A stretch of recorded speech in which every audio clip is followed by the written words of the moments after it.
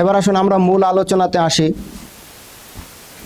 কালিমা লা ইলাহা ইল্লাল্লাহর শর্ত। লা ইলাহা ইল্লাল্লাহ মুহাম্মাদুর রাসূলুল্লাহ সাল্লাল্লাহু আলাইহি ওয়াসাল্লাম, এই কালিমাটার শর্ত হলো 7টি, কেউ কেউ বলেছেন 8টি। যারা 7টি বলেছেন তাদেরটাও ঠিক, যারা 8টি বলেছেন তাদেরটাও ঠিক। এবার বলবেন যে কেমনে ঠিক, 7টিও ঠিক 8টিও ঠিক, এটাও ঠিক ওটাও ঠিক, এরকম না হইল? না, এরকম হয়নি। বরং যারা 8টি বলেছে তারা বলেছেন আল কুফরু বিত তাগুত। আর এটা যারা 7টি বলেছেন, 7টির মধ্যে আল ইনকিয়াদ আছে। আল ইনকিয়াদ মানে হলো আনুগত্য করা, বিরোধিতা না করা, কুফরের আনুগত্য না করা আর আল্লাহ তাআলার আনুগত্য করা, এটাই আল কুফরু বিত তাগুতের মধ্যে পড়ে যায়। বস্তুত পক্ষে কোরআন এবং সুন্নায় কোথাও কালেমার শর্ত সংখ্যা বলা হয়নি। ওযুর সংখ্যা কি কোরআনে হাদিসে কথা বলা হয়েছে যে ওযুর ফরজ 4টি বা ওযুর ফরজ 10টি, 8টি, 7টি? কোথাও বলা হয়নি। তাহলে এই সংখ্যা কিভাবে নির্ধারিত হলো? এই সংখ্যা নির্ধারিত হয়েছে কোরআন এবং হাদিস থেকে যে সমস্ত বর্ণনা এসেছে সেই বর্ণনাগুলো জমা করে 1, 2, 3 এভাবে সিরিয়াল সাজিয়েছেন। নামাজ ভঙ্গের কারণ আমরা জানি কয়টি, এগুলো কিন্তু একসাথে কোথাও আপনি পাবেন না যে নামাজ ভঙ্গের কারণ এতগুলো। কোরআন এবং হাদিস থেকে সেগুলো সংগ্রহ করে বোঝার জন্য, আমাদের বোঝার জন্য সহজ করে দিয়েছেন। তদ্রূপভাবে কালেমার শর্ত বোঝার জন্য আমাদের জন্য সহজ করে দিয়েছেন কালেমার শর্ত 8টি হিসাবে বা 7টি হিসাবে। আমরা 7টি নিয়ে আলোচনা করব, 7টির মধ্যে 8ম নাম্বারটাও চলে আসবে ইনশাল্লাহ। কেন আজকে আমরা এই কালেমার শর্ত নিয়ে আলোচনা করব? এই জন্য যে আল্লাহ সুবহানাহু ওয়া তাআলা সূরা বাকারা 2 নম্বর সূরার 137 নম্বর আয়াতে বলেছেন, ফাইন আমানু, যদি তারা ঈমান আনে, বিমিসলিমা আমানতুম বিহি, তোমরা যেভাবে ঈমান এনেছো সেইভাবে, ফাকাদ ইহতাদাউ, তাহলে তোমরা হেদায়েত প্রাপ্ত হবে। হেদায়েত প্রাপ্ত কে হবে? যে সাহাবাদের ঈমানের মতো ঈমান নিয়ে এসেছে। আয়াত কার উপর নাজিল হয়েছে? আল্লাহ রসুলের উপরে নয়? আল্লাহ রসুলের উপর যখন আয়াত নাজিল হয়েছে তখন উদ্দেশ্য ছিল আল্লাহর নবী এবং সাহাবায়ে কেরাম। আল্লাহর নবী এবং সাহাবায়ে কেরাম যেভাবে ঈমান এনেছে সেইভাবে যদি কেউ ঈমান আনে তাহলে আল্লাহ তাআলা বলছেন ফাকাদ ইহতাদাউ, তাহলে এই ব্যক্তি হেদায়েত প্রাপ্ত হবে।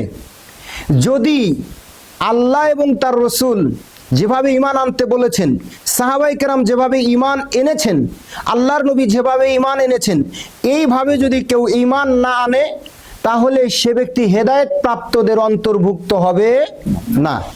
এই জন্য আমাদের জানতে হবে যে সাহাবায়ে কেরাম কিভাবে ঈমান এনেছেন, আল্লাহ রসুল কিভাবে ঈমান এনেছেন, সেইভাবে আমাদেরকে ঈমান আনতে হবে, সেইভাবে আমাদেরকে ঈমানের পথগুলো চলতে হবে।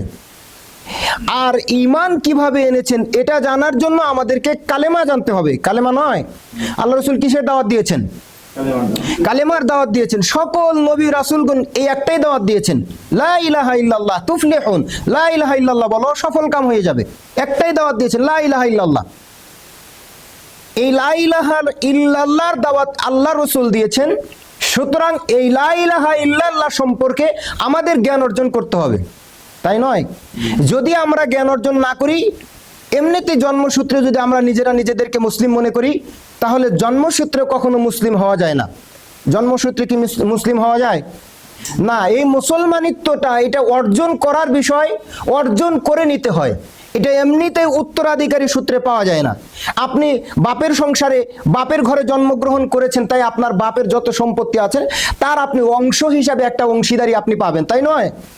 কিন্তু যদি আপনি মুসলিমের ঘরে জন্মগ্রহণ করেন কখনোই আপনি মুসলমানিত্বের উত্তরাধিকারী আপনি পাবেন না, যতক্ষণ পর্যন্ত আপনি মুসলমানিত্বটা অর্জন না করবেন।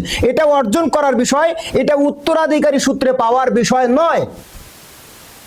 কথা মনে হয় আমার স্পষ্ট বুঝতে পারেনি। ধরুন আপনার ঘরে একটা ছেলে জন্মগ্রহণ করেছে, সেই ছেলে, সেই আপনি, অথচ আপনি ডাক্তার, এখন আপনার এই ছেলে কি উত্তরাধিকারী সূত্রে ডাক্তার হবে?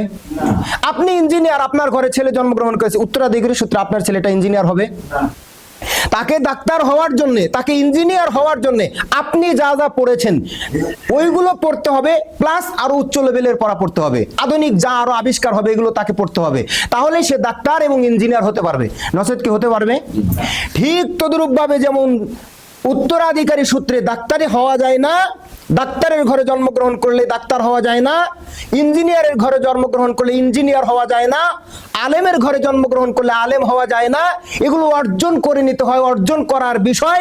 ঠিক তদ্রূপ ভাবে মুসলমানের ঘরে জন্মগ্রহণ করলে কেউ মুসলিম হতে পারে না, বরং তাকে মুসলমানিত্বটা অর্জন করে নিতে হয়, এটা অর্জন করার বিষয়। এবার মনে হয় ক্লিয়ার হয়েছে? এই মুসলমানিত্বটা অর্জন করতে হবে। কেন? আল্লাহ তাআলা বলছেন আল্লাযীনা আমানু ওয়া লাম ইয়ালবিসু ঈমানাহুম বিযুলমিন উলাইকা লাহুমুল আমনু ওয়া হুম মুহতাদুন। যারা, সূরা আনাম 82 নম্বর আয়াত, যারা তাদের ঈমানের সাথে জুলমকে মিশ্রিত করে না, অর্থাৎ শিরককে মিশ্রিত করে নাই। তার মানে এই আয়াত থেকে বোঝা যায় একদল লোক ঈমান আনার পরে শিরককে কি করবে? মিশ্রিত করবে। তা না হলে আল্লাহ এই কথা কেন বললেন? যারা ঈমান এনেছে, ঈমান আনার পরে আবার শিরিক করে নাই, তার মানে বোঝা যায় একদল লোক ঈমান আনবে আবার শিরিক করবে, আর একদল লোক শিরিক করবে না। তো আল্লাহর শিরিক না করা ব্যক্তিদের সম্পর্কে বলছে, যারা ঈমান এনেছে, ঈমান আনার পর আর শিরিক করে নাই, তাদের ঈমানের সাথে শিরিককে মিশ্রিত করে নাই, উলাইকা লাহুমুল আমনু, এরাই হলো নিরাপত্তা লাভকারী, ওয়া হুম মুহতাদুন, এরা হেদায়েত প্রাপ্ত। তাহলে হেদায়েত প্রাপ্ত নিরাপত্তা লাভকারীকে, যে তার ঈমানের সাথে শিরককে মিশ্রিত করে নাই। সুতরাং যদি আপনি কালেমার শর্ত না জানেন, তাহলে আপনার ঈমানের সাথে নিশ্চিত আপনার ঈমানের সাথে শিরক আছে। যদি আপনার কালেমার 8টি শর্ত বা 7টি শর্তর একটা শর্ত আপনি না জানেন, তাহলে আমি নিশ্চিত করে বলতে পারি এবং গ্যারান্টি দিয়ে বলতে পারি, 100% গ্যারান্টি দিয়ে বলতে পারি, আপনার ঈমানের সাথে শিরক আছে, কোথাও না কোথাও শিরক আছে, যেটা আপনি বুঝতে পারছেন না। এই জন্য শিরককে, আপনার ঈমানকে শিরক থেকে বাঁচানোর জন্য আপনার কালেমার 7টি শর্ত বা 8টি শর্ত জানার অতীব গুরুত্ব প্রয়োজন।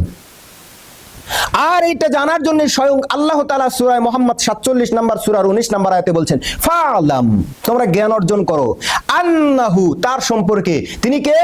লা ইলাহা ইল্লাল্লাহ, যিনি ব্যতীত সত্যিকারে কোনো ইলাহ নাই। তা আল্লাহ নিজেই বলছেন তোমরা জ্ঞান অর্জন করো লা ইলাহা ইল্লাল্লাহ সম্পর্কে। আল্লাহ নিজেই বলছেন 47 নম্বর সূরা মুহাম্মদ আয়াত নম্বর 19। তাহলে আল্লাহ যেটাকে জ্ঞান অর্জন করার জন্য বলেছেন, নিশ্চয়ই ওই বিষয়ের গুরুত্ব আছে, গুরুত্ব নাই? নিশ্চয়ই ওই বিষয়ের উপরে গুরুত্ব আছে। দেখেন আজকের এই কালেমা, এখন তো সমাজের কালেমাকে ভাগাভাগি করে নিয়েছে। কয় কালেমা সমাজে জানেন? 5 কালেমা আছে না? কালেমায়ে তয়্যিবা, কালেমায়ে শাহাদাত, কালেমায়ে তামজিদ, কালেমায়ে তাওহীদ। এই যে 5টা কালেমা বা 4টা কালেমা তারা তৈরি করে দিয়েছে, এটা বেদাতি পরিভাষা। এটা কি পরিভাষা ভাই? এটা বেদাতি পরিভাষা। ইসলামে এইরকম 5 কালেমার কোনো অস্তিত্বই নাই। কালেমা একটা, সেটা হলো লা ইলাহা ইল্লাল্লাহ। এর সাথে যোগ হবে মুহাম্মাদুর রাসূলুল্লাহ, এর সাথে যোগ হবে ওয়াহদাহু লা শারীকা লাহু ওয়া আশহাদু আন্না মুহাম্মাদান আবদুহু। আরো যে 5 কালেমার সিরিয়াল দেয়, এই সবগুলো এটার সাথে যোগ হবে। সবগুলো লা ইলাহা ইল্লাল্লাহর সাথে কি যোগ? কালেমা একটাই, কিন্তু এইটার সাথে যোগ হবে বাকি সবগুলো। কালেমা 5টা নয়। ওই যে বলে না যে 5 কালেমা যদি না জানে তাহলে সে মুসলমান হবে না, এটা সম্পূর্ণটাই মিথ্যা কথা, পুরোটাই মিথ্যা কথা। 5 কালেমার অস্তিত্বই নাই, কালেমা একটা। এই এক কালেমার সাথে জোড়া লেগেছে 5 কালেমা। কিভাবে? প্রথমটা উদাহরণ দিলে বুঝতে পারবেন। লা ইলাহা ইল্লাল্লাহ, এটা কালেমা নয়? এই কালেমা যখন আপনি স্বীকৃতি দিলেন, এই কালেমার মধ্যে একটা গোপন শব্দ আছে, সেটার নাম হলো মুহাম্মাদুর রাসূলুল্লাহ। কোথাও যদি লা ইলাহা ইল্লাল্লাহ বলা থাকে, বুঝতে হবে এখানে মুহাম্মাদুর রাসূলুল্লাহ উজ্জ্ব আছে, গোপন আছে। আবার কোথাও দেখবেন যে আল্লাহ রাসূল সাল্লাল্লাহু আলাইহি ওয়াসাল্লাম স্পষ্ট করে বলে দিয়েছেন লা ইলাহা ইল্লাল্লাহ মুহাম্মাদুর রাসূলুল্লাহ, সেখানে স্পষ্ট। আবার কোথাও আল্লাহ রাসূল সাল্লাল্লাহু আলাইহি ওয়াসাল্লাম বলে দিয়েছেন ওয়াহদাহু লা শারীকা লাহু ওয়া আশহাদু আন্না মুহাম্মাদান আবদুহু ওয়া রাসূলুহু, এটা স্পষ্ট করে দিয়েছেন। তাহলে একটা জায়গায় আমাদের সন্দেহ থাকে, যেই জায়গাটা উজ্জ্ব আছে, দেখা যাচ্ছে না, বাকি সবগুলো তো দেখা যাচ্ছে। এই সবগুলো দেখা যাচ্ছে, একটা জায়গায় সন্দেহ আছে, সেটা হলো লা ইলাহা ইল্লাল্লাহর সাথে যদি মুহাম্মদুর রাসূলুল্লাহ যুক্ত না থাকে তাহলে এটা আমাদের ভিতরে সন্দেহ থেকে যায় না। এটা সন্দেহ নেই। কেন? আপনাকে যখন আমি বলবো লা ইলাহা ইল্লাল্লাহ, এটার আপনি সাক্ষ্য নেন, তখন আপনি সাক্ষ্য দিবেন লা ইলাহা ইল্লাল্লাহ। আর আপনি আমাকে জিজ্ঞাসা করবেন যে লা ইলাহা ইল্লাল্লাহ তো বললাম, এই লা ইলাহা ইল্লাল্লাহ তুমি পেলে কোথা থেকে? জবাবে কি আসবে? মুহাম্মাদুর রাসূলুল্লাহ, আমি তো রাসূল বার্তাবাহক, যার উপর ওহী নাজিল হয়েছে তার মাধ্যমে জানতে পেরেছি। দেখছেন মুহাম্মাদুর রাসূলুল্লাহ এসে গেছে না? তুমি পেলে কোথা থেকে? মুহাম্মাদুর রাসূলুল্লাহ। এটা হলো উজ্জ আছে, অর্থাৎ বেদাতি পরিভাষা আজ থেকে বন্ধ। কালেমা একটাই, বাকি সবগুলো এটার অংশ। পরে আলোচনার মাঝখানে কোনো রকমের কথা বলবেন না, আলোচনা শেষে কথা বলবেন, ডিস্টার্ব হয় এতে। তাহলে 5 কালেমার যে ধারণা, এটা সম্পূর্ণটাই ভুল। একটা কালেমার মধ্যে বাকি সবগুলোই কালেমাকে আল্লাহ রাসূল সাল্লাল্লাহু আলাইহি ওয়াসাল্লাম নিহিত করে রেখেছেন। তাহলে কালেমার যে শর্ত, এই কালেমার সম্পর্কে জানার জন্যে আল্লাহ তাআলা সূরা মুহাম্মাদের 47 নম্বর সূরার 19 নম্বর আয়াতে জানতে বলেছেন তোমরা কালেমা সম্পর্কে জ্ঞান অর্জন করো। কেন আল্লাহ এটা বলেছেন? যদি আপনি কালেমা সম্পর্কে জ্ঞান অর্জন না করেন তাহলে আপনি পূর্ণাঙ্গ ঈমানদার মুমিন হতে পারবেন না, আপনি মুমিন হতে পারবেন না। আজকে সমাজে এই কালেমাকে ভিক্ষার কালেমা বানিয়ে দিয়েছে, তাই না? ফকির এসে দরজায় দাঁড়ায়, লা ইলাহা ইল্লাল্লাহ মুহাম্মাদুর রাসূলুল্লাহ, মানে আমাকে ভিক্ষা দাও, আমি ফকির। এ ফকিরের কালেমা বানিয়ে দিয়েছে। যেই কালেমার কারণে রাষ্ট্র খেলাফত প্রতিষ্ঠিত হয়েছিল, সেই কালেমাকে আজকে ভিক্ষার পর্যায়ে নিয়ে এসেছে। এরা লা ইলাহা ইল্লাল্লাহ বলে জিকির করে করে তারা ভিক্ষা করে, কিন্তু এই লা ইলাহা ইল্লাল্লাহর মানে কি, যে ভিক্ষা দেয় আর যে ভিক্ষা করে কেউ জানে না।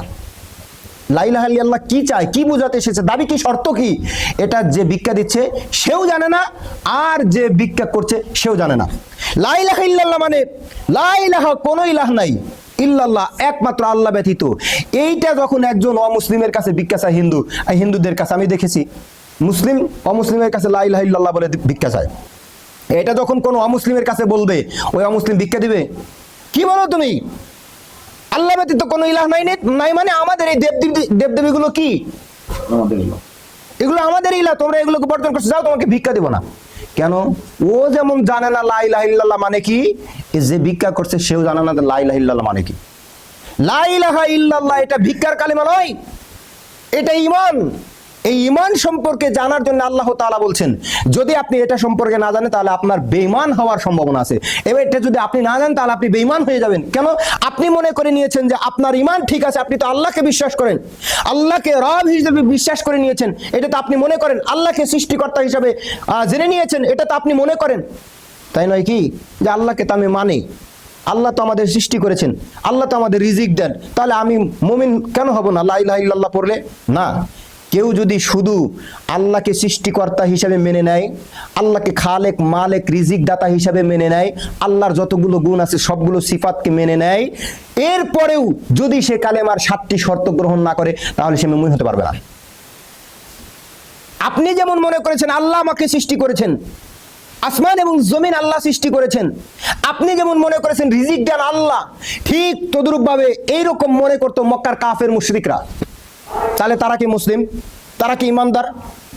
দলিল আল্লাহ তাআলা বলছেন সূরা আনকাবুতের 61 এবং 63 নম্বর আয়াত, 29 নম্বর সূরার 61 এবং 63 নম্বর আয়াত, একই সেম কথা। আল্লাহ তাআলা বলছেন ওয়ালা ইন সালতাহুম, যদি আপনি তাদেরকে জিজ্ঞাসা করেন, তাদেরকে প্রশ্ন করেন, তাদেরকে বলতে কারা?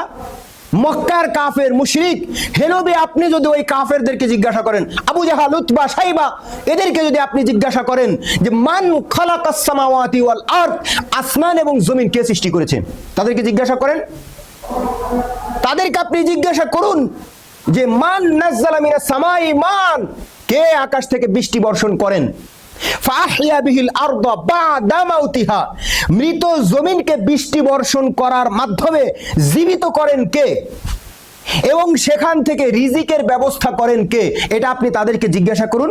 সূরা আনকাবুত 29 নম্বর সূরার 61 এবং 63 নম্বর আয়াত, সেখানে আল্লাহ তাআলা স্পষ্ট বলে দিয়েছেন, কয়েকটা তাকিদ দিয়ে আল্লাহ বলেছেন, তারা জবাব দিয়ে বলবে, আবু জাহাল জবাব দিয়ে বলবে, উতবা জবাব দিয়ে বলবে, সাইবা জবাব দিয়ে বলবে, কাফের কুফফাররা জবাব দিয়ে বলবে, লা ইয়াকুলুন্নাল্লাহ, এই সবগুলোর সৃষ্টিকারী একমাত্র কেবলমাত্র আল্লাহ।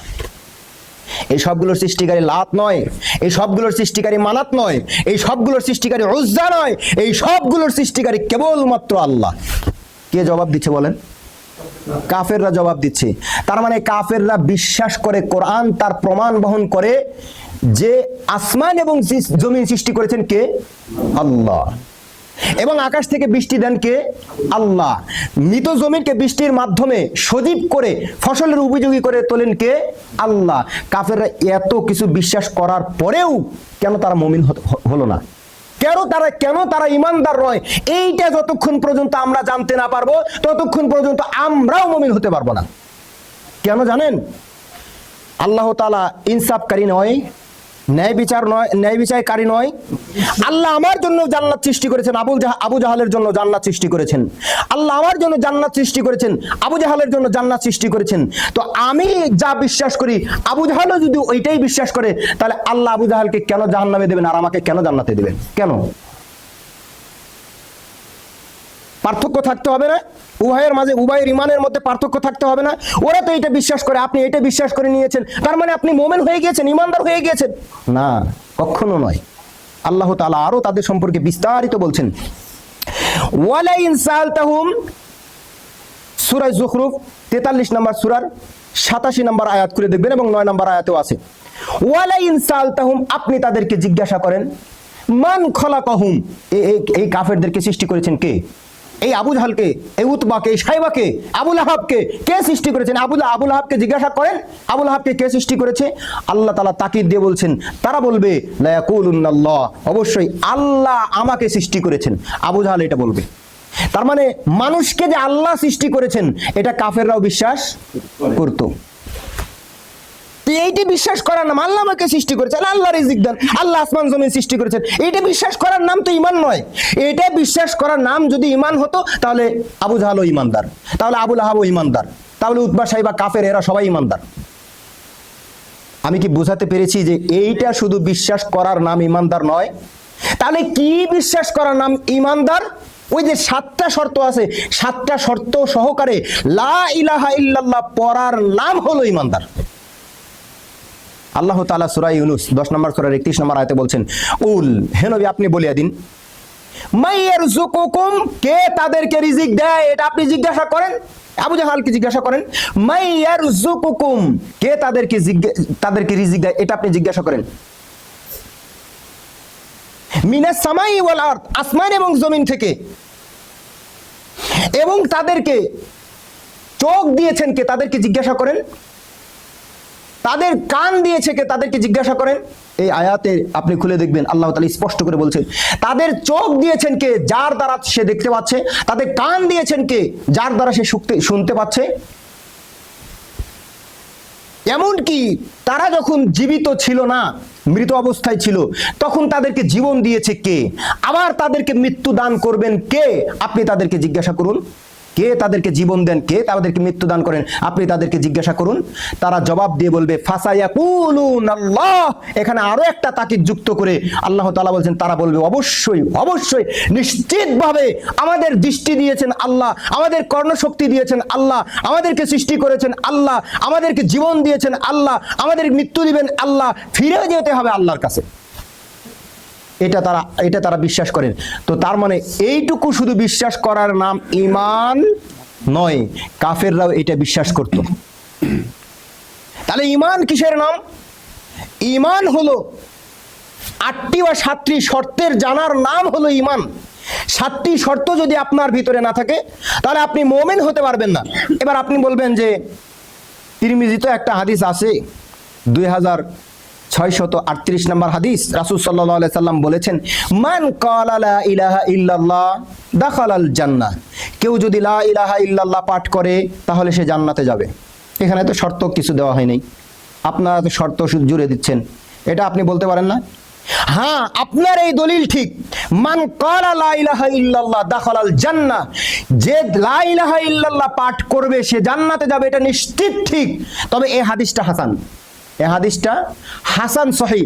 এর চাইতে আরো উন্নত পর্যায়ের সহিহ হাদিস হলো সহিহ মুসলিমের মধ্যে রয়েছে, মান মাতা ওয়া হুয়া ইয়ালামু আন্নাহু লা ইলাহা ইল্লাল্লাহ, যে ব্যক্তি এই কথা জেনে মৃত্যুবরণ করলো যে আল্লাহ তাআলা ব্যতীত সত্যিকারে কোনো ইলাহ নাই, অর্থাৎ লা ইলাহা ইল্লাল্লাহ সম্পর্কে পরিপূর্ণ জ্ঞান অর্জন করে যেই ব্যক্তি মৃত্যুবরণ করলো সেই ব্যক্তি জান্নাতে যাবে। বুঝতে পেরেছেন? আগের হাদিসটাকে রহিত করা হয় এই হাদিস দিয়ে, আগের হাদিসকে রদ করা যায় এই মুসলিমের হাদিস দিয়ে, ওই তিরমিজির হাদিসকে, হাসান হাদিসকে রদ করা যায় এই সহিহ হাদিস দিয়ে, সহিহ মুসলিমের সহিহ হাদিস দিয়ে। সেটা কি? মান মাতা ওয়া হুয়া ইয়ালামু, কেউ যদি মৃত্যুবরণ করে আর সে যদি না জানে যে লা ইলাহা ইল্লাল্লাহ, প্রকৃতপক্ষে আল্লাহ তাআলা ব্যতীত সত্যিকারে কোনো ইলাহ নাই, তাহলে এটা যদি না জানা অবস্থায় মারা যায় তাহলে সে জাহান্নামে চলে যাবে।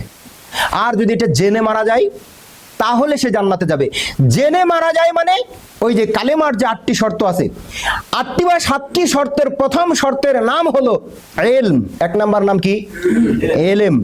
ইলম বিদ্যা, জ্ঞান, এটা অর্জন করা। কি সম্পর্কে জ্ঞান অর্জন করা?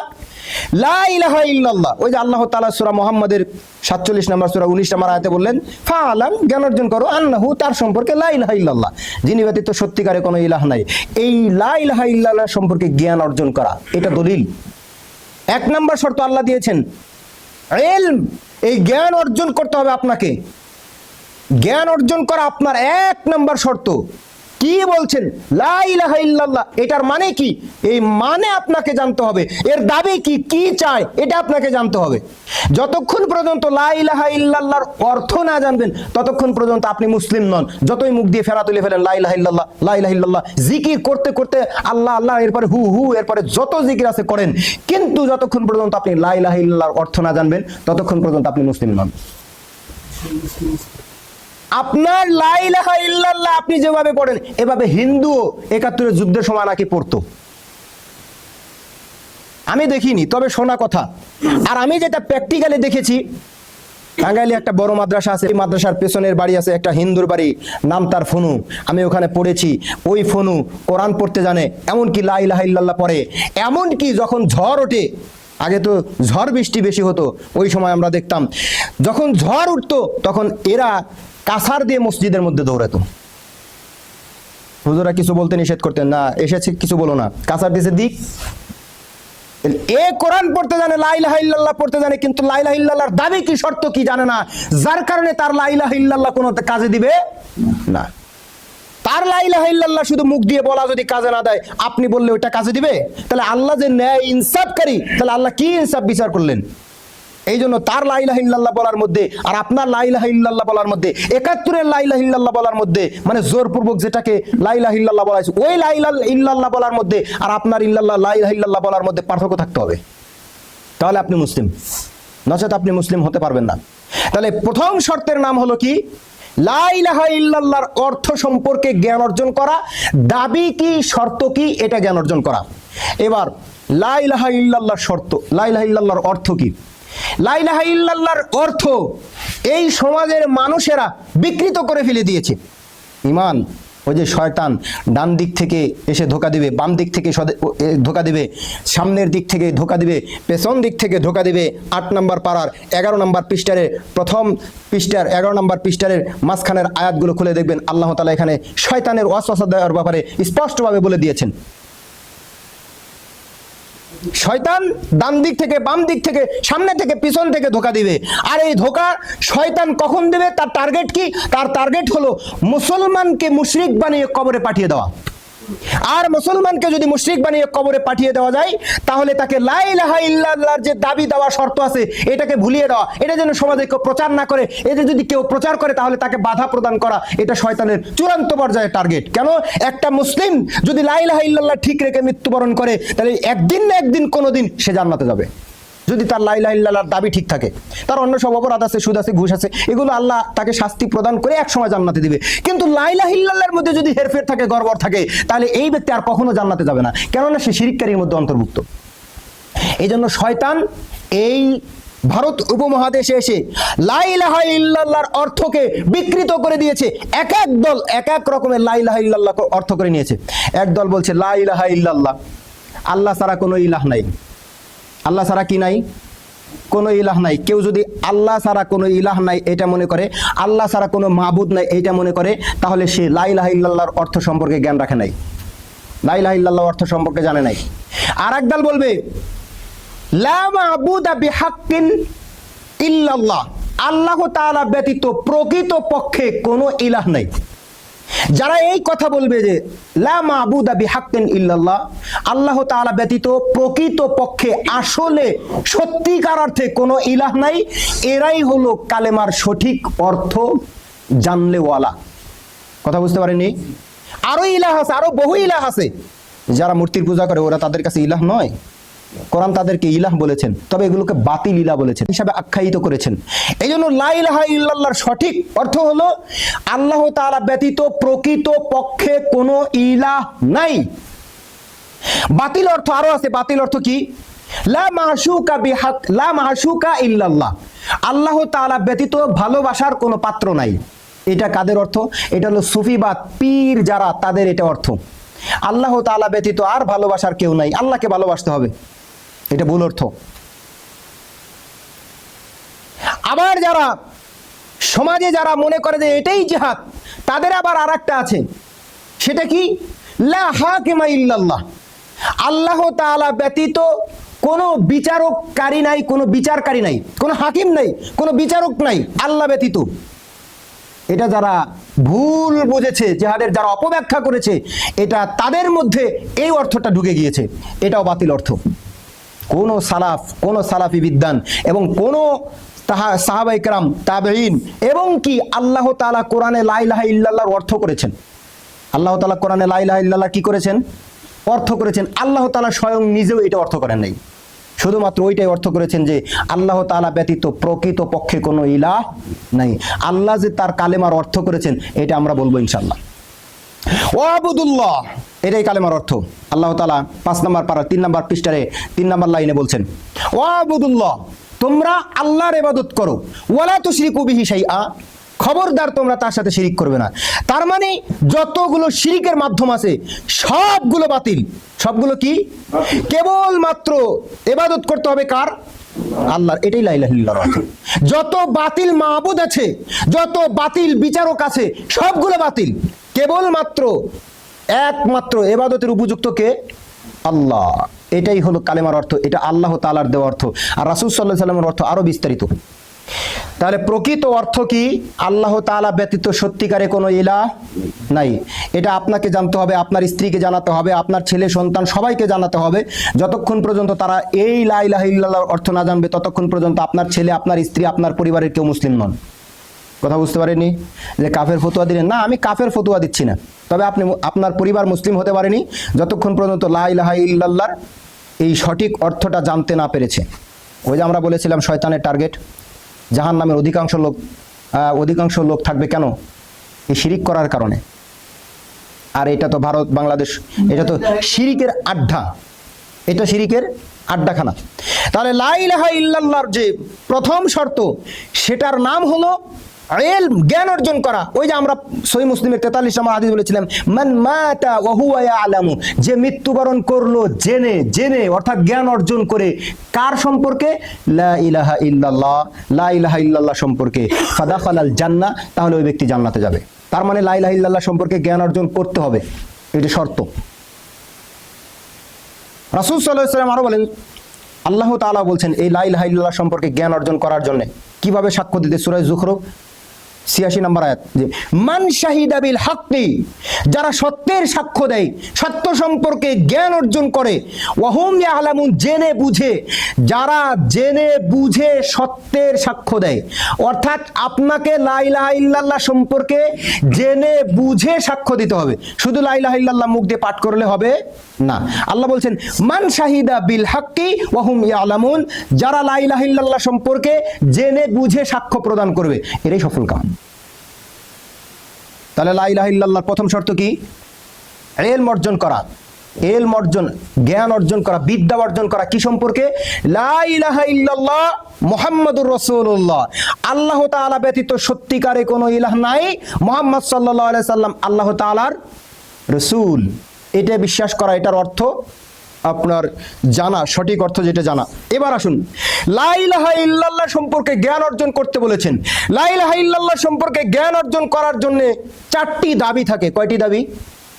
4টি দাবি যতক্ষণ পর্যন্ত আপনার পূরণ না হবে, ততক্ষণ পর্যন্ত আপনার লা ইলাহা ইল্লাল্লাহ সম্পর্কে জ্ঞান অর্জন করা হয়নি। লা ইলাহা ইল্লাল্লাহর একটা স্টেপ জেনেছেন, সেটার নাম কি? অর্থ। এখন এই লা ইলাহা ইল্লাল্লাহ আপনার কাছে কি চায়, এই লা ইলাহা আপনাকে কি দিতে চায়, এটা আপনাকে জানতে হবে। আপনার কাছে কি চায়, সে আপনাকে কি দিতে চায়, আপনি তাকে কি দেবেন, সে আপনাকে কি দেবে, এটা যতক্ষণ পর্যন্ত আপনি জানতে না পারবেন, ততক্ষণ পর্যন্ত আপনি মুসলিম হতে পারবেন না। আর এটা জানার স্টেপ 4টি। কয়টি? 4টি। প্রথম নাম্বার, লা ইলাহা ইল্লাল্লাহকে আমরা 2টি ভাগে ভাগ করতে পারি।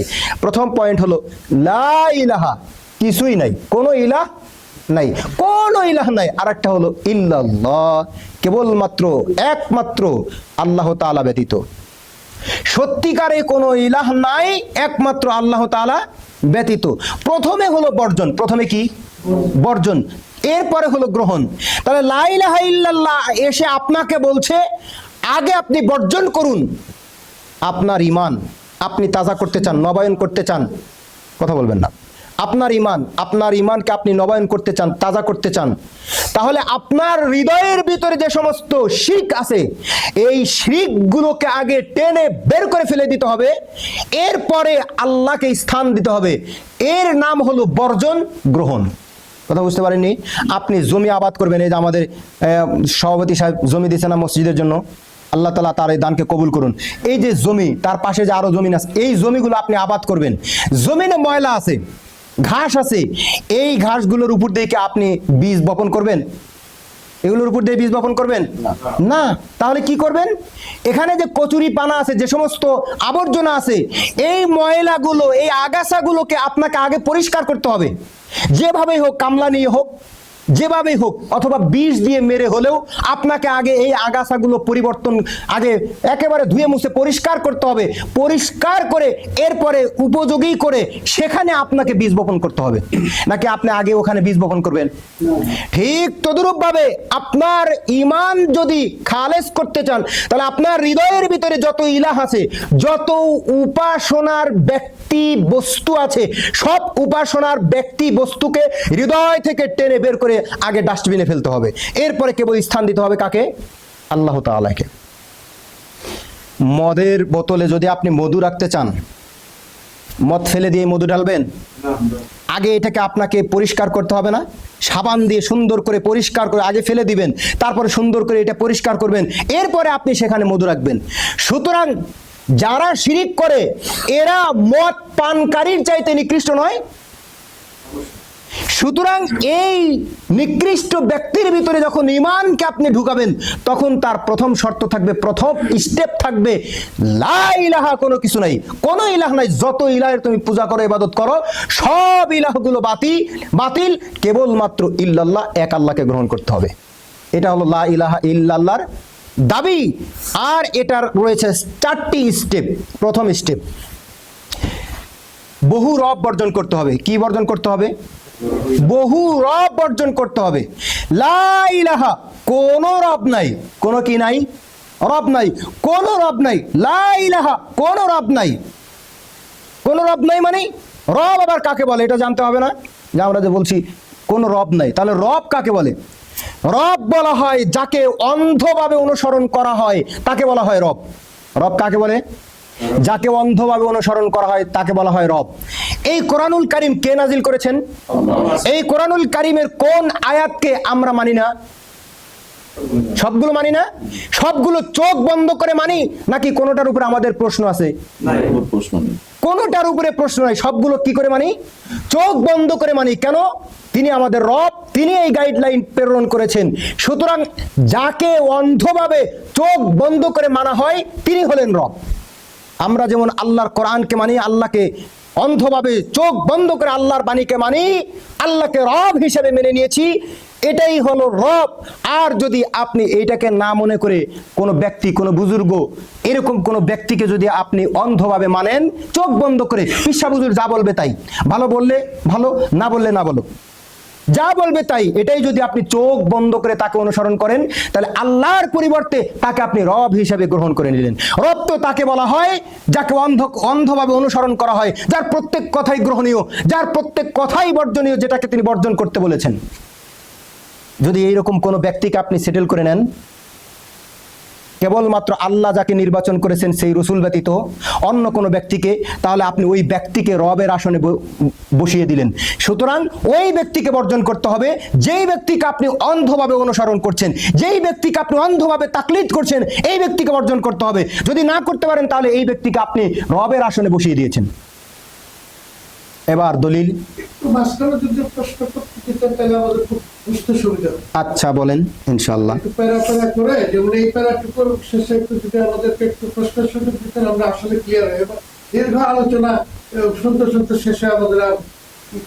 আচ্ছা, এনার্জি থাকবে না।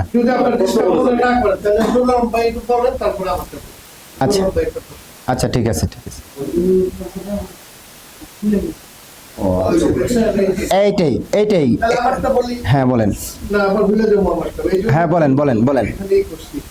ওই যে আল্লাহ ছাড়া কোনো বিচারক নাই, আল্লাহ ছাড়া কোনো বিচারক নাই, এই কথাটাও ঠিক। এটা আরেকটু ব্যাখ্যা করে আমরা ক্লিয়ার করে দিই। আচ্ছা ঠিক আছে। মানে একটু হুজুর বলে কি, মানে আমি কিন্তু প্রথম দিন পিঠায় একটু ডিস্টার্ব হয়তো করতেছি, মানে আলোচনাটাকে আমরা যদি এরকম মাহফিলের মতো খালি টেনে নিয়ে যাই তাহলে আসলে আমাদের বোধগম্য হয় না। কিন্তু আচ্ছা প্রশ্নটা যখন জাগে একটু পরে যদি একটা মানে প্যারা প্যারা করে যদি বুঝতে পেরেছি, শুকরিয়া।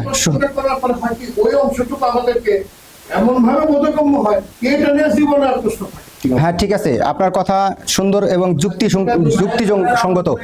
শোনেন, এদিকে লক্ষ্য করেন, এদিকে লক্ষ্য করেন। শোনেন, আমি বুঝতে পেরেছি, এখন এদিকে লক্ষ্য করেন। তাকে আমি কথা বলতে দেই নাই, সে এখন তার প্রশ্নটা ভুলে গেছে। এখন আপনারা আমাকে প্রশ্ন করেছেন, এখন আমার আলোচনার বিষয়টা ভুলে গেছি। এরকম হইতে পারে কিনা? এই জন্য তাহলে কি করা যায়? অপশন আছে, সে অপশনটা কি? যখন যেটা খটকা লাগবে নোট করবেন, নোট করে পরবর্তীতে আপনি এটা নিয়ে আপনি প্রশ্ন করবেন, শেষে সুযোগ দেওয়া হবে। কিন্তু যদি আলোচনার মাঝখানে আপনার প্রশ্নের জবাব দিতে চাই, তাহলে আমার যে মূল পয়েন্ট আছে এই পয়েন্টটা আমি ভুলে যাব। যেমন নুর আলম ভাই প্রশ্নটা ভুলে গেছে। নুর আলম ভাই মানুষ, আমি কি আর ফেরেশতা জিন? আমিও ভুলে যাব। এই জন্যেই আলোচনার মাঝখানে আটকাতে নিষেধ করেছি। তো এটা আমরা আবার পরস্পর মত বিনিময় করে আমি বলছি যে প্যারা প্যারা করে যেমন এইটুকু আলোচনার পরে কিন্তু আপনি শুনে দিতেন যে এই চুক্তি আপনারা বুঝতে পারছেন বা এখানে কোনো প্রশ্ন আছে, ওইটুকু যদি আমরা ক্লিয়ার করে নিই তাহলে ওই পর্যন্ত আমাদের এমন ভাবে বোধগম্য হয়ে গেল যে আর প্রশ্ন। আচ্ছা আচ্ছা ঠিক আছে। লম্বা আলাপের পরে ওই আলোচনাটার প্রশ্ন যখন মনে না থাকে ওই প্যারাটাই আমরা ভুলে যাই। আচ্ছা ঠিক আছে ঠিক আছে। আচ্ছা চুপ করেন, আপনার প্রশ্নের অ্যানসার দিচ্ছি। ঠিক আছে, আপনি বলছেন যে লা হাকিমা ইল্লাল্লাহ, আল্লাহ ছাড়া প্রকৃতপক্ষে আল্লাহ ছাড়া কোনো বিচারক নাই। এইটা শোনেন, এবার আলোচনা শোনেন। আল্লাহ ছাড়া কোনো বিচারক নাই, এটা লা ইলাহা ইল্লাল্লাহর অর্থ নয়। আমি এটা বলেছি, আমি বলিনি যে আল্লাহ ছাড়া বিচারক নেই। এই কথা যদি কেউ বলে তাহলে তার এটা হবে ওইটা হবে, আমি এটা বলিনি। আমি বলেছি যে লা হাকিমা ইল্লাল্লাহ এটা কালেমার অর্থ নয়, এটা কালেমার কি নয়, কিন্তু প্রকৃতপক্ষে অর্থটা ঠিক আছে। আল্লাহ ছাড়া আসলেই কোনো বিচারক নাই। আল্লাহ ছাড়া কি আরো কোনো বিচারক আছে? নাই। ঠিক ওই যে সুফিবাদীরা যে কালেমার অর্থটা নিয়েছে লা মাশুকা ইল্লাল্লাহ, আল্লাহ ছাড়া ভালোবাসার কেউ নাই, এটা ঠিক না? আমরা কি আল্লাহ ছাড়া আর কাউকে ভালোবাসতে পারি? সমস্ত ভালোবাসা তো আল্লাহর জন্যই। অর্থ ঠিক, কিন্তু এটা কালেমার অর্থ নয়। আমি এটা বোঝাতে চেয়েছি, হয়তো আপনার বুঝতে ভুল হয়েছে বা আমি বোঝাতে পারিনি। হ্যাঁ হ্যাঁ, এই কথাটারই সুন্দর একটা ব্যাখ্যা। এটা নয় কেন, ওইভাবে নয় কেন? এটা কালেমার অর্থ নয়। নয় কেন? কালেমার মানে আমি বোধহয় প্রশ্নটাই বুঝাইতে পারি। যেমন কালেমার অর্থ তো এটা নয়, হুম। ঠিক আছে, কিন্তু যেমন আল্লাহ ছাড়া ভালোবাসার কেউ নাই, হুম। এই কথাটা কি ঠিক? হ্যাঁ, কথা ঠিক, কিন্তু এটা কালেমার অর্থ নয়। কালেমার অর্থ তো নয়, কিন্তু কথা তো। হ্যাঁ, কথা ঠিক। তো আমরা এখানে কালেমার অর্থ নিয়ে আলোচনা করছিলাম। আমরা কালেমার অর্থ নিয়ে আলোচনা করছিলাম যে কালেমার অর্থটা, সঠিক অর্থটা কোনটা। ওই কথাটা ঠিক, কিন্তু ওই কথাটা এসে ঢুকে গেছে কালেমার অর্থের মধ্যে। বুঝতে পারেননি?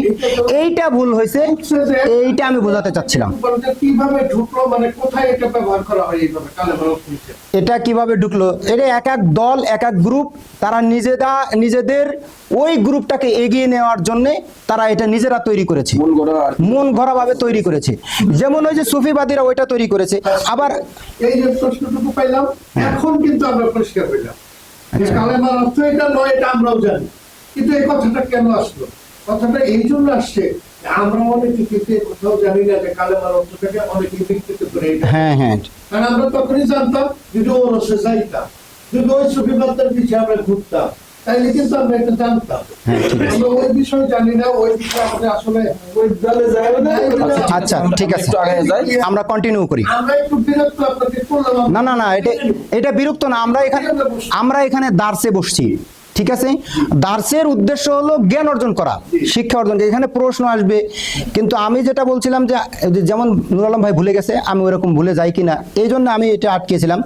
তবে যেহেতু আপনি একটা সুন্দর উপদেশ দিচ্ছেন, এটা কিন্তু সুন্দর করা যায়। হ্যাঁ, প্যারা করে যে এতটুকু আমি আলোচনা করলাম, এরপর এইটুকু আপনি বুঝতে পারছেন কিনা বা এর মধ্যে কোনো কিন্তু আছে কিনা, এটা কিন্তু সুন্দর একটা পয়েন্ট এবং সুন্দর উপদেশ। ঠিক আছে, আমরা হ্যাঁ এটা আমরা মাথায় রাখলাম ইনশাআল্লাহ। তাহলে দলিল কি? যে কি জন্য বলছিলাম, এই দেখেন গেছে কালেমার দুটো আচ্ছা সমন্বয় হয়ে নিয়ে আসতে আসতে বহু রব বর্জন করা। হ্যাঁ মনে পড়ছে, আবার ভুলাই দিন না। মনে পড়ছে, রব, বহু রব বর্জন করা। রব কাকে বলা হয়? আমরা বললাম যাকে অন্ধভাবে অনুসরণ করা হয় সেই রব। এরপরে দলিল দিতে চাইছিলাম এবং আয়াত নাম্বার বলছিলাম, কিন্তু কোরআনের আয়াতটা বলি নাই। এ পর্যন্ত ঠিক ছিলাম, দেখেন ভুলে গেছিলাম। সূরা তওবা 9 নম্বর সূরার 31 নম্বর আয়াত আল্লাহ তাআলা বলছেন, ইত্তাখাযু আহবারাহুম ওয়া রুহবানাহুম আরবাবাম মিন দুনিল্লাহ। ইহুদি খ্রিস্টানেরা তারা তাদের ধর্মগুরু, পীর, পুরোহিত, আলেম, ওলামা, দরবেশ এদেরকে আল্লাহর পরিবর্তে রব বানিয়ে নিয়েছে। এটা কোরআনের আয়াত, সূরা তওবা 9 নম্বর সূরার 31 নম্বর আয়াত, খুলে দেখবেন আপনি। ইহুদি খ্রিস্টানেরা তারা আল্লাহর পরিবর্তে কাদেরকে রব বানিয়ে নিয়েছে? তাদের যে ধর্মীয় লিডার, এদেরকে, ধর্মীয় গুরু যারা, তাদেরকে রব বানিয়ে নিয়েছে। এটার একটা শানে নুজুল বা এটার একটা ব্যাখ্যা আছে। এই আয়াতের ব্যাখ্যা, যতগুলো বুখারী মুসলিমের হাদিস, যতগুলো মুফাসসির আছে এই আয়াতটা নিয়ে এসেছেন তাদের তাফসির গ্রন্থে। এই আয়াতের ব্যাখ্যায় ওই হাদিসটি নিয়ে এসেছেন। আদি বিন হাতেম রাদিয়াল্লাহু তাআলা আনহু, বিখ্যাত দানবীর হাতেম তাই নাম শুনছি না আমরা? হাতেম তাইয়ের ছেলে আদি রাদিয়াল্লাহু তাআলা আনহু, তিনি একবার মদিনা থেকে পলায়ন করলেন। কেন মদিনায় মুহাম্মদ সাল্লাল্লাহু আলাইহি সাল্লাম আসবেন, এজন্য তিনি পলায়ন করলেন এবং জিহাদের ময়দানে তাকে আক্রমণ করা হইতে পারে এটা ভয়ে তিনি পলায়ন করলেন। ঘটনাক্রমে তার যে বোন, এই বোনকে যুদ্ধের ময়দানে বন্দী করা হলো। যুদ্ধের ময়দানে বোনকে বন্দী করা হলো, দীর্ঘদিন আটকে রেখে তারপরে তাকে ছেড়ে দেওয়া হলো সসম্মানে। বোন ফিরে গিয়ে তার ভাই আদিকে বলছেন যে তুমি যেই মুহাম্মদ সাল্লাল্লাহু আলাইহি সাল্লামের ভয়ে পালিয়ে এসেছো, তিনি তো এরকম সত্যবাদিতা, তার আমানতদারিতে এরকম, তিনি এরকম, তিনি আমার সাথে কোনো রকমের খারাপ আচরণ করেনি, তার সাথীরা কেউ খারাপ আচরণ করেনি, তিনি একজন সত্য মানুষ, সত্য নবী, আমি কালেমা পড়ে মুসলমান হয়েছি। বোন তার ভাইকে দাওয়াত দিচ্ছে, বন্দী হওয়ার পরে, ছেড়ে দেওয়ার পরে, ফিরে যাওয়ার পথে ফিরে এসে আবার মুসলিম হয়ে আবার তারপরে ফিরে গেছে ভাইয়ের কাছে। এবার ভাই ইসলাম গ্রহণ করেছে বোনের কাছে। বোনের কাছে ইসলাম গ্রহণ করে এসেই আল্লাহ রসুলকে এই আয়াতটা পড়তে শুনলেন, ইত্তাখাযু আহবারাহুম ওয়া রুহবানাহুম আরবাবাম মিন দুনিল্লাহ। ইহুদি খ্রিস্টানরা তারা তাদের ধর্মগুরু, আলেম ওলামাদেরকে আল্লাহর পরিবর্তে রব বানিয়ে নিয়েছেন। আর এই আদি রাদিয়াল্লাহু তাআলা হচ্ছেন তার গোত্রের ধর্মীয় নেতা। তিনি গোত্রের ধর্মীয় নেতা, তিনি জানেন যে আমার সম্প্রদায় আমাকে রব বানিয়েছেন কিনা, এটা জানেন না? এটা তিনি জানেন, যেহেতু তিনি ওই গোত্রের নেতা আর ওই গোত্রের আলেম। আর কোরআন বলছে ইহুদি খ্রিস্টানরা তারা তাদের গোত্রের আলেমদেরকে আল্লাহর পরিবর্তে রব বানাইছে। তো এটা আদি রাদিয়াল্লাহু তাআলা আনহু মানেন নাই। আল্লাহ রসুলকে বললেন, ইয়া রাসূলুল্লাহ লাসনা না'বুদুহুম, আমরা আমাদের ধর্মগুরু পীর পুরোহিত আলেম ওলামা যারা আছে আমরা তো এদের ইবাদত করি না।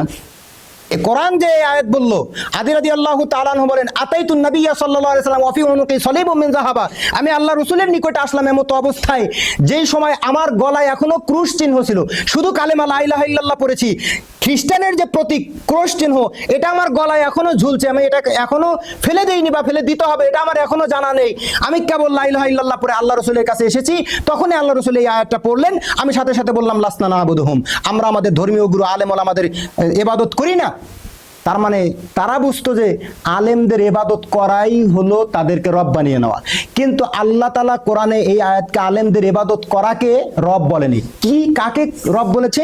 তিনি আল্লাহ রাসূল সাল্লাল্লাহু আলাইহি সাল্লাম বলছেন, শোনো, তোমাদের ধর্মীয় গুরুরা যখন আলাইসা ইউহাররিমুনা মা আহাল্লাল্লাহু ফায়াস্তাহিলুনাহু, যখন আল্লাহ তাআলা যেই বিষয়টাকে হারাম করেছেন ওই বিষয়টাকে যদি তোমাদের ধর্মগুরুরা হালাল করে দেয়, তখন কি তোমরা ওইটাকে হালাল হিসাবে মেনে নাও না? আল্লাহ তাআলা যেই বিষয়টাকে হালাল করে দিয়েছেন তোমাদের ধর্মগুরুরা ওইটাকে যদি হারাম করে দেয়, তাহলে আল্লাহর বিরুদ্ধে গিয়ে তোমরা কি সেটাকে হারাম হিসাবে মেনে নাও না? মানে আল্লাহ যে বিধান দিয়েছে আর তোমাদের আলেমরা যে বিধান দিয়েছে, দুইটা বিধান একটা আর একটার পরস্পর বিরোধী হওয়ার পরে আল্লাহটা বাদ দিয়ে তোমরা কি তোমাদের ধর্মগুরু আলেমদের কথাটাকে মেনে নাও না? তখন আদি রাদিয়াল্লাহু তাআলা আনহু বলছেন, ইয়া রাসূলুল্লাহ, এটা আমরা করি। তখন রাসূল সাল্লাল্লাহু আলাইহি ওয়াসাল্লাম বলছেন, ফাতিলকা ইবাদাতুহুম, এটাই তো হলো আলেমদের ইবাদত করা, আর এটাই তো হলো রব। তাহলে রব বলা হয় আলেমদের কথাকে প্রাধান্য দেওয়া আল্লাহর কথার উপরে। আল্লাহ বলেছেন, ইত্তাবিউ মা উনজিলা ইলাইকুম মির রাব্বিকুম ওয়া লা তাত্তাবিউ মিন দুনিহি আউলিয়া, তোমরা ইত্তেবা করো কোরআন এবং সুন্নাহর যা আল্লাহর পক্ষ থেকে নাজিল করা হয়েছে, আউলিয়াদের অনুসরণ করো না। আর আমরা আউলিয়ার দরবারে আউলিয়া যা বলে, পীর যা বলে তাই করছি, অথচ আল্লাহ বলছেন তাদের অনুসরণ করো না। 3 নম্বর আয়াত সূরা আরাফের। তাহলে এই যে রব এই আয়াত থেকে আমরা কি বুঝলাম? যেই ধর্মগুরু যেই কথা বলবে, দলিল দিবে না, প্রমাণ দিবে না, অথবা যার কথার উপরে আপনি যাচাই বাছাই করে দেখেছেন যে কথা বলে কথাগুলো হক, অতঃপর সেই কথাকে আপনি মানেন, কিন্তু কোনোদিন যাচাই করেননি, কোনোদিন দলিলও দেয়নি, এইরকম ব্যক্তির কথাকে যদি মেনে নেন, তাহলে আপনি আল্লাহর পরিবর্তে তার কথাকে গ্রহণ করলেন। কেন? আপনি এটা কথাটাকে যাচাই করেন নাই। তার মানে আমাদেরকে কথাকে যাচাই করতে হবে, কথাকে যাচাই করে মানতে হবে। কিন্তু এখানে একটা শর্ত আছে, নবী রাসূলদের কিন্তু আমরা যারা মুসলিম আছি তাদের কিন্তু অনুসরণ করা যায়। আমরা বলেছিলাম, আপনি খেয়াল করেন নাই, আমরা বলেছিলাম যে আল্লাহ যাকে প্রেরণ করেছেন তাকে ব্যতীত, যাকে প্রেরণ করে তিনি তো নবী রাসূল, আপনি ভুলে গেছেন হয়তো। যাই হোক, তাহলে সূরা আল ইমরান 3 নম্বর সূরা আমরা সংক্ষেপ করব, সালাতের শেষের দিকে আজানের সময় হবে। এরপরে সূরা নাহল যদি আমরা উঠাই, সেখানে 43 এবং 44 নম্বর আয়াতে আল্লাহ তাআলা বলছেন যে তোমরা যারা জানো না তারা জানা লোকের কাছে দলিল প্রমাণ সহকারে জেনে নাও। আমি একটা কথা বলে দিলাম আর আপনি ওই কথার উপরে চলবেন না, এটা তো নিষেধ, এটাই তো অন্ধ অনুসরণ করা। আমি যেটা বলছি এটা আমি দলিল দেব, আপনি আমাকে প্রশ্ন করেছেন কিন্তু আমি উত্তর দিলাম দলিল জানি না, তাহলে আমাকে বলতে হবে দলিল আপনাকে আমি পড়ে দেবো, অথবা আপনি আমার কাছ থেকে দলিল নেবেন। যতক্ষণ পর্যন্ত আমি দলিল দিতে পারবো না ততক্ষণ পর্যন্ত আমার কথাকে গ্রহণ করবেন না, এইটা আপনার। এরপরে আপনি এই দলিলটাকে যাচাই করবেন। আমি যে দলিল দিচ্ছি, হুজুর যেহেতু দলিল দিচ্ছে তাহলে ঠিক আছে না, এটাও রব। যাচাই করতে হবে, আপনাকে যাচাই করে দেখতে হবে। যখন আপনি যাচাই করে দেখেন যে না এনার কথা ঠিক আছে, মাঝে মাঝে 2-1টা মিস্টেক হয়ে যায়, মিস্টেক হয়ে যেতে পারে না, স্লিপ অফ টান হয়ে যেতে পারে না। আমি বললাম 7 নম্বর সূরা আরাফ, কিন্তু আসলে 7 নম্বর সূরা আরাফ নয়, হতে পারে না, মিস্টেক হয়ে যেতে পারে। যেটা মিস্টেক হয়ে যায় ওটাকে মাফ, আল্লাহ তাআলা আফু ওয়া ক্ষমা করে দিয়েছেন, ওইটাকে বাদ দিয়ে যদি দেখেন যে না ঠিক আছে, তাহলে আপনাকে এটা মানতে হবে, তার কথাকে অনুসরণ করে নিতে হবে। কেন আল্লাহ তাআলা সূরা আল ইমরান 3 নম্বর সূরার 64 নম্বর আয়াতে বলছেন, উল, হে নবী আপনি বলুন, ইয়া আহলাল কিতাব, হে আহলে কিতাবগণ, তাআলাউ ইলা কালিমাতিন সাওয়াইন বাইনানা ওয়া বাইনাকুম, এসো সেই কথার দিকে যেই কথা তোমাদের মাঝে এবং আমাদের মাঝে এক। সেটা কি? আল্লাহ না'বুদা ইল্লাল্লাহ, আমরা আল্লাহ ব্যতীত আর কারো কি করব না? ইবাদত করব না। আমিও আল্লাহর ইবাদত করি, তোমরা আহলে কিতাব তোমরাও তো আল্লাহর ইবাদত করো। আমাদের মাঝে তোমাদের মাঝে যেটা এক সেটা হলো আমরা আল্লাহ ব্যতীত আর কারো ইবাদত করব না। আরেকটা কথার দিকে এসো, সেটা কি? ওয়ালা ইয়াত্তাখিযা, এটা কিন্তু আমাদের পয়েন্ট। ওয়ালা ইয়াত্তাখিযা, আমরা গ্রহণ করব না বা'দুনা বা'দান, একজন আরেকজনকে একে অপরকে আরবাবাম মিন দুনিল্লাহ, আল্লাহর পরিবর্তে বহু রব। রব এক বচন, আরবাব বহু বচন। এখানে আল্লাহ বলছেন আরবাবাম মিন দুনিল্লাহ, একজন আরেকজনকে আল্লাহর পরিবর্তে রব হিসেবে গ্রহণ করব না। তার মানে বোঝা যায় একজন মানুষ আরেকজন মানুষকে আল্লাহর পরিবর্তে কি গ্রহণ করে? রব হিসেবে গ্রহণ করে। অর্থাৎ যত অন্ধ তাকলিদ আছে সবগুলোকে বাদ দিতে হবে, কোরআন এবং সুন্নাহর নিরিখে শুধুমাত্র আল্লাহর কথাকে গ্রহণ করতে হবে। এবং রবের আরও অর্থ আছে, তো এটাই হলো মূল অর্থ। যখন আপনি এটা জানবেন বাকি অর্থগুলো আপনি এমনিতেই জানতে পারবেন। তাহলে আমরা আজকে প্রথম স্টেপ যেটা জানলাম যে কালেমার যে দাবি, কালেমা যেটা আপনার কাছে চায় সেটা হলো 1 নাম্বার দাবি, 1 নাম্বার চাওয়া কালেমার, পৃথিবীতে যত রব আছে সব রবকে বর্জন করে কেবলমাত্র আল্লাহ সুবহানাহু ওয়া তাআলাকে রব হিসাবে গ্রহণ করতে হবে। আর রব বলা হয় তাকে যাকে অন্ধভাবে চোখ বন্ধ করে মানা যায়, তাকেই বলা হয় রব। সুতরাং আমরা আল্লাহ তাআলার এই কোরআন এবং রাসূল সাল্লাল্লাহু আলাইহি ওয়াসাল্লামের এই সুন্নাহ, এই দুটিকে আমরা চোখ বন্ধ করে মেনে নিতে পারি। কেন? আমরা আগের দার্সে বলেছিলাম যে কোরআন যেমন ওহী, হাদিসও তেমন ওহী। সুতরাং কোরআন যেমন মানতে হবে, হাদিসও তেমন মানতে হবে। আল্লাহ সুবহানাহু ওয়া তাআলা আমাদের আজকের যা আলোচনা হলো, এই আলোচনার যে সমস্ত আমল করার বিষয়গুলো আছে, এই আমল করার বিষয়গুলোকে আমাদের আমল করার জন্য তৌফিক দান করুন, আমরা বলি আমিন। আল্লাহ তাআলা এই দার্সকে কবুল করুন, আমরা বলি আমিন। এই দার্সকে কিভাবে এগিয়ে নিয়ে যাওয়া যায় এটা নিয়ে, অথবা আপনাদের যদি এখন কোনো প্রশ্ন থাকে সেই প্রশ্ন নিয়ে আলোচনা করবো ইনশাআল্লাহ। ওটা ইন্ড করেন। এবার বলেন